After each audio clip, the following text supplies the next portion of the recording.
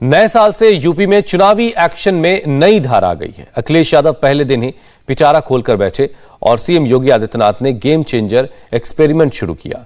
UP के सारे player नए साल पर अपनी धमक दिखाने के लिए जुट गए हैं, इसलिए यूपी का पॉलिटिकल ट्रेलर लॉन्च हो चुका है। 22 के लिए बीजेपी का मैसेज क्लियर है। यूपी में फिर से भगवा लहराने को योगी रेडी हैं। 21 के आखिरी दिन रायबरेली से अयोध्या राम मंदिर का जिक्र। 22 के पहले दिन भी सेम स्क्रिप्ट। इतना तो क्लियर है, अयोध्या तो सिर्फ झांकी है, 22 में मथुरा की पूरी पिक्चर बाकी है। अयोध्या में भगवान राम के भव्य मंदिर के निर्माण का कार्य, आज तो भगवान राम का भव्य मंदिर का निर्माण हो रहा है। आज मैं पूछ रहा था, आज मैं देख रहा था, आज बबुआ बोल रहे थे कि अगर हमारी सरकार होती तो हमारी सरकार भी भव्य राम मंदिर बनाती। अरे मैंने कहा कब्रिस्तान बनाने से फुर्सत होती तो राम मंदिर के बारे में सोचते। जब उनकी सरकार थी, याद करिए, राम भक्तों पर गोलियां चलाने वाले लोग आज कहते हैं कि अगर हम भी सत्ता में होते तो हम भी राम मंदिर का बना देते।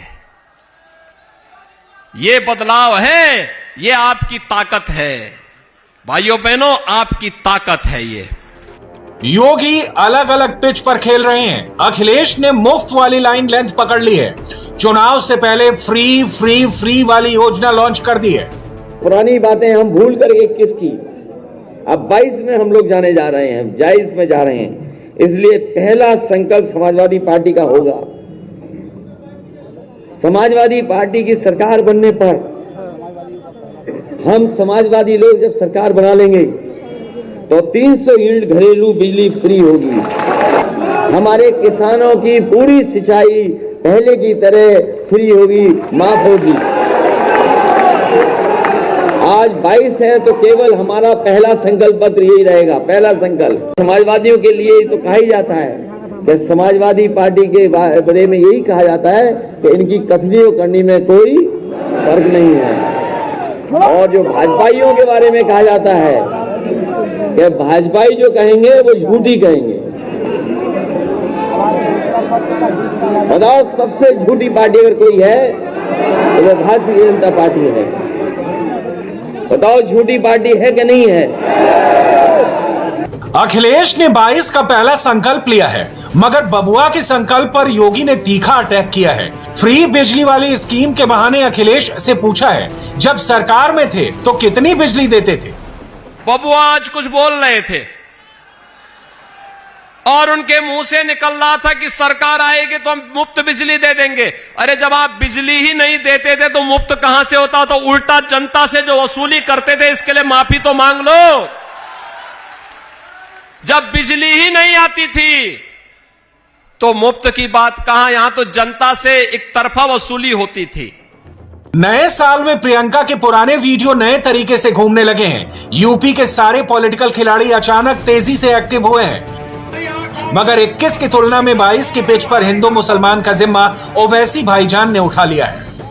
नरेंद्र मोदी हिंदू नेशनलिज्म की बात करते हैं, हम इंडियन नेशनलिज्म की बात करते हैं।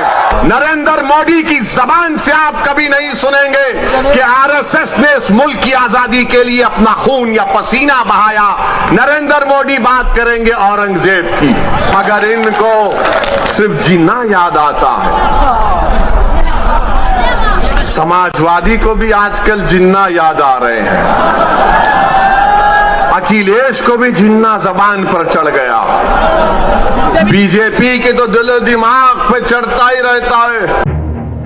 बुआ, बबुआ, योगी, ओवैसी, फर्स्ट डे का फर्स्ट शो सबने अपने अपने नाम करने की कोशिश की। प्रियंका तो मैदान में नहीं दिखी। हां, प्रियंका और राहुल के सोशल मीडिया वॉरियर्स ट्विटर पर चूर चूर और उखाड़ फेंकेंगे वाला टेक्स्ट चिपकाते जरूर दिखे। मगर इन सबके बीच पहली तारीख को ऐसी चीज भी हुई जिसे शुद्ध रूप से योगी विरोध का 22 वाला फ्रेश प्रयोग कहा जा सकता है।